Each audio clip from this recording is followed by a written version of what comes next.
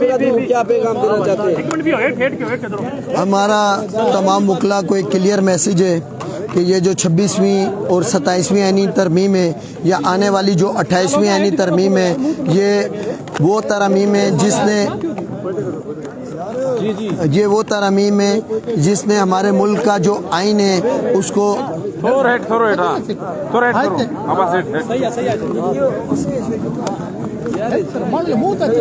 اچھا چلے ابھی میں یہ کہوں گا کہ یہ جو 26ویں 27ویں اور آنے والی 28ویں آئینی ترمیم ہے یہ غیر آئینی ترمیم ہے. انہوں نے ہمارے جو آئین ہے اس کا جنازہ نکال دیا ہے اور اب اس وقت ملک میں لا قانونیت چل رہی ہے. اس سارے سینیریو میں میری تمام وکلا برادری سے یہی ریکویسٹ ہے کہ آپ سب اس شخص کو ووٹ دیں جو پرو گورنمنٹ نہیں ہے، جو پرو اسٹیبلشمنٹ نہیں ہے، جو آزاد بار کے ساتھ کھڑا ہے، جو آزاد عدلیہ کے ساتھ کھڑا ہے، جو کانسٹیٹیوشن آف پاکستان کی اصل حالت کے ساتھ کھڑا ہے، نہ کہ اس بگڑی ہوئی حالت کے ساتھ کھڑا ہوا ہے، جو سندھ کے ساتھ کھڑا ہے، جو پاکستان کے ساتھ کھڑا ہوا ہے. اور ہم یہ بھی بتاؤں کہ ہمارا جو کنونشن تھا اس میں بھی سکھر میں وکلا کی ایک بڑی تعداد نے پارٹیسپیٹ کیا تھا، جس میں ہم نے لائے عمل دیا تھا کہ ہم نیکسٹ پورا ویک جو ہے کورٹس کا اسٹرائک کریں گے اور چیف جسٹس کو ہم نے 8 دن کا موقع دیا تھا.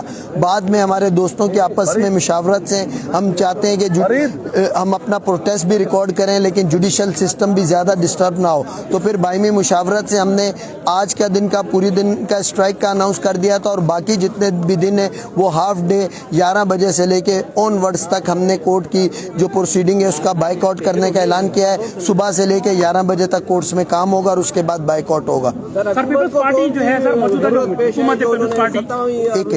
ترمیم جو پیش کی ہے حکومت کو کون سی مجبوری تھی، کیا اس کے حوالے سے کیا کہیں؟ سر حکومت کو ایک ہی مجبوری تھی کہ ان کی حکومت نہ جائے. ان کو پتہ ہے کہ یہ جو امینڈمنٹس ہیں یہ بیسیکلی ان کی جو جعلی گورنمنٹ ہے اس کو بچانے کے لیے کی جا رہی ہے. عبدالرحمان پیپلز پارٹی جو ہے پیپلز پارٹی جو کسی سے این ایف سی سے جو شیئر ہے. اچھا این ایف سی آپ ایف سی سی میں دیکھیں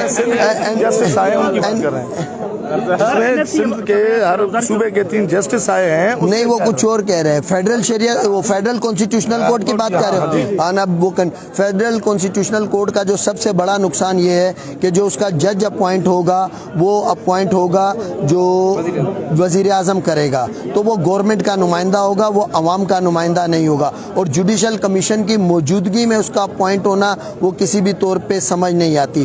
اس کی موجودگی میں جو ہماری سپریم کورٹ ہے اس کی اب یہ حالت ہو گئی ہے کہ وہ صرف فیملی کیس سنے گی کہ میاں بیوی میں جھگڑا کیوں ہوا، رینٹ کیس سنے گی، مالک مکان اور کرایہ دار کا کیا ایشو ہے. اس کا جو بیسک جو پرپس تھا وہ ختم ہو چکا ہے. سپریم کورٹ ایک مقبرے کی صورت اختیار کر چکی ہے.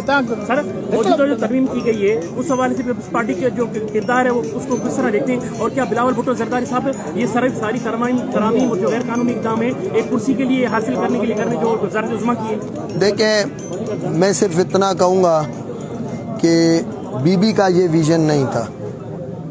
بس بی بی کا اگر ہم ویژن فالو کریں گے، میں ذاتی طور پہ ہم بھی بی بی کے ویژن کو دیکھتے ہیں.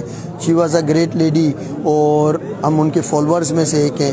تو وہ جو یہاں ذوالفقار علی بھٹو صاحب نے جو سوچ کر یہ آئین بنایا تھا یہ سب اس کو فالو نہیں کر پا رہے مجھے لگتا ہے.